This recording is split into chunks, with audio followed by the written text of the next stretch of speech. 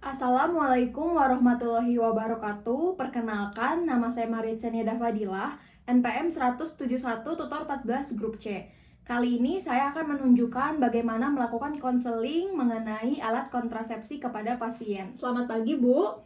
Selamat pagi, Dok. Perkenalkan, nama saya Dr. Maritza yang sedang berjaga di klinik pada hari ini. Dengan Ibu siapa? Ibu Tita. Baik ya, saya izin sambil menulis. Silakan. Baik, Ibu Tita usianya berapa? 41. 41. Untuk pekerjaannya apa ya? Ibu rumah tangga. Ibu rumah tangga. Untuk alamat tempat tinggalnya di mana ya, Bu? Di Komplek Gria Mitra, Cinodok, Cileunyi. Oke. Ada keluhan apa Ibu datang ke sini? Mau pasang KB, Dok. Oke, kalau boleh tahu kenapa Ibu memutuskan untuk memasang KB atau untuk memasang alat kontrasepsi sekarang, Bu? Karena saya udah punya anak 2, berencana untuk tidak memiliki anak lagi. Oke. Jadi berencananya yang jangka panjang atau jangka pendek? Jangka panjang aja. Oke. Sebelumnya apakah sudah memakai alat KB? Dulu waktu anak pertama saya pakai suntik. Oke, suntik. Berapa lama ya, Bu, suntiknya? Sekitar 6 tahun. 6 tahunan. Oke, kalau pas memakai alat suntik apakah ada efek samping yang dirasakan? Jarang menstruasi. Oke, jarang menstruasi. Ada efek samping yang lainnya nggak, Bu? Ngeflek di muka sama berat badan naik terus. Oke, yang suntik ya? Iya. Sebelumnya informasi apa saja yang sudah Ibu ketahui mengenai alat KB ya, Bu? Suntik, pil, IUD, sama implan. Oke, baik Bu, apakah sudah ada metode yang menjadi pilihan Ibu? Metode apa ya, Dok, maksudnya? Jadi metode itu ada 2 ya, Bu. Kalau misalnya dari periode waktu, ada yang jangka panjang sama jangka pendek. Kalau jangka panjang pastinya yang bertahun-tahun seperti IUD ataupun implan. Sedangkan kalau yang jangka pendek itu contohnya seperti pil KB ataupun kondom. Nanti tuh jangka tersebut tuh dibagi lagi menjadi 2. Ada yang hormonal maupun non-hormonal. Pastinya kalau yang hormonal itu dia dipengaruhi oleh hormon. Sedangkan kalau yang non-hormonal tidak dipengaruhi oleh hormon. Nah, nanti mungkin Ibu dari metode tadi bisa dipilih. Ibu karena tadi berencana udah tidak ingin memiliki anak kembali yang jangka panjang ya? Iya. Sehingga jadi Ibu milih metodenya yang jangka panjang. Oke, baik. Apakah Ibu ada riwayat penyakit, Bu? Tidak ada. Kalau hipertensi? Tidak. Oke. Kalau misalnya mempunyai hipertensi, memang kita tidak merekomendasikan untuk memberikan alat kontrasepsi berupa pil KB ataupun suntikan kombinasi karena dapat meningkatkan hormon estrogen, di mana nanti hormon estrogen dapat meningkatkan tekanan darah dan akan membahayakan bagi penderita hipertensi ya, Bu. Jadi Ibu tidak memiliki ya?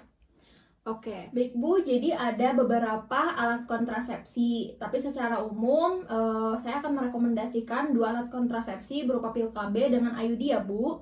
Kalau misalnya pil KB sendiri kan dia berbentuk pil yang pastinya harus diminum secara rutin tiap hari. Kalau misalnya tidak diminum secara rutin pastinya dapat meningkatkan resiko terjadinya kehamilan. Tetapi pil KB ini mempunyai kelebihan ya Bu, dimana untuk siklus menstruasinya itu dapat teratur, lalu ringan, dan tidak dapat menghasilkan rasa sakit di daerah perut.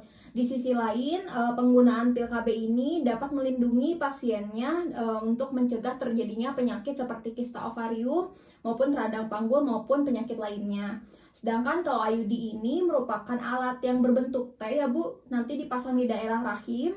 Dan untuk IUD ini itu dia ada 2 jenis, ada yang KB spiral, di mana dia dapat mencegah terjadinya kehamilan selama 3-5 tahun. Sedangkan kalau misalnya KB spiral tembaga itu bisa mencegah kehamilan selama 10 tahun lamanya. Untuk IUD sendiri, kelebihan lainnya dia dapat dilepas kapan saja, tetapi hormon itu tuh dapat kembali secara normal. Di sisi lain kalau misalnya ibu sedang menyusui, kami dapat merekomendasikan pemasangan IUD. Jadi kalau misalnya dari penjelasan yang tadi saya jelaskan kepada Ibu, inginnya memilih apa? Kira-kira IUD aja. IUD ya. Baik Ibu, sebelumnya mohon maaf saya harus memastikan apakah Ibu mempunyai kontraindikasi terhadap IUD atau tidak dengan beberapa pertanyaan. Apakah Ibu bersedia?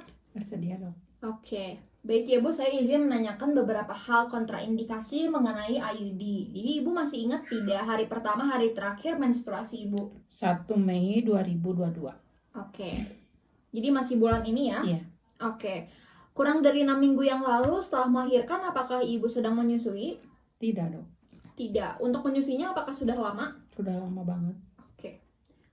Baik Ibu, apakah Ibu mempunyai pasangan lain untuk melakukan hubungan seksual selain suami Ibu? Tidak. Baik Ibu, apakah ada keluhan ketika menstruasi Ibu? Seperti misalnya jumlah menstruasinya itu banyak dalam 4 jam sekali, bisa lebih dari 1 sampai 2 pembalut?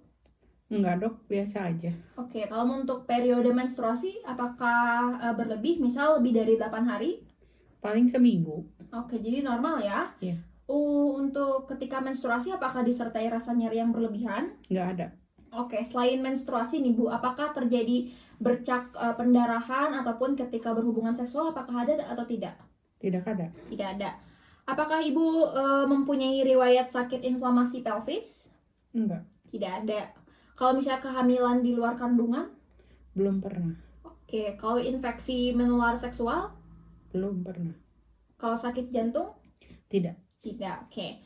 Jadi saya akan memberikan informasi secara mendetail mengenai IUD karena sepertinya ibu ini cocok sekali dengan IUD dan kami juga merekomendasikan itu, sehingga saya akan menjelaskan mengenai IUD ya Bu. Jadi pada intinya IUD ini merupakan alat yang berbentuk T yang akan dipasangkan di daerah rahim.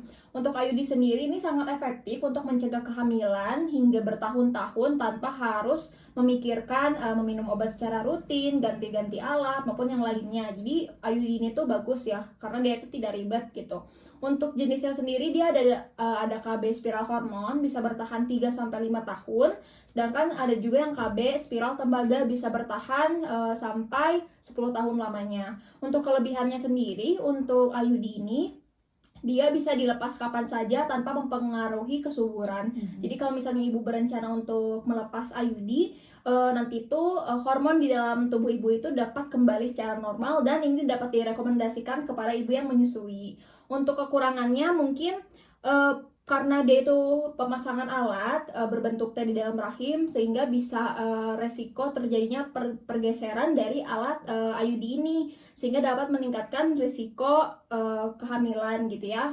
Di sisi lain mungkin ketika awal pemakaian dapat menimbulkan rasa yang tidak nyaman ataupun ketika beberapa bulan pertama pemasangan IUD ini dapat menimbulkan bercak pendarahan secara tidak teratur ya Bu. Oke Ibu, dari penjelasan yang sudah saya jelaskan kepada Ibu, apakah Ibu yakin untuk memilih IUD? Yakin. Oke. Apakah ada yang ingin ditanyakan kembali Bu? Tidak dok, kayaknya cukup. Oke, baik Bu, terima kasih. Sama-sama dok.